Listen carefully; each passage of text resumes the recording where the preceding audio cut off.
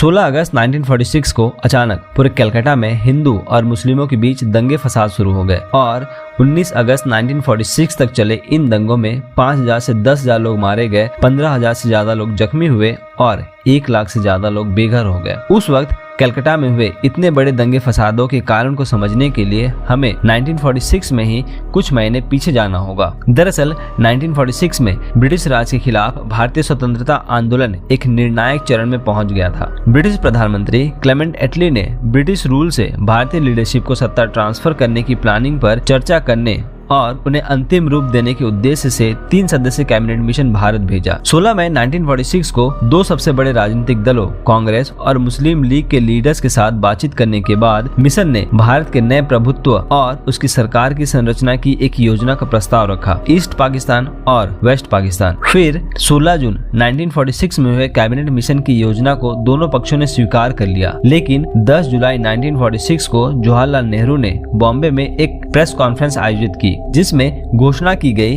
कि हालांकि कांग्रेस संविधान सभा में भाग लेने के लिए सहमत हो गई है, लेकिन उसने कैबिनेट मिशन योजना को संशोधित करने का अधिकार सुरक्षित रखा है। ये बातें सुनकर जिन्ना और उनके लीडर्स ये सोच में पड़ गए कि यदि ब्रिटेन भारत के अंतरिम सरकार को सत्ता ट्रांसफर करके चली गई तो उन्हें पाकिस्तान कभी नहीं मिलेगा। ये सोचकर जिन्ना ब्रिटिश कैबिनेट मिशन की योजना को खारिज कर दिया और अपने अड़िग रुख में आ गए। उन्होंने कहा कि अगर मुसलमानों को अलग पाकिस्तान नहीं दिया गया तो वे डायरेक्ट एक्शन शुरू कर देंगे और अगले दिन जिन्ना ने घोषणा की कि 16 अगस्त 1946 को डायरेक्ट एक्शन डे होगा और 16 अगस्त 1946 की सुबह से ही लोग जगह जगह जुटने लगे थे।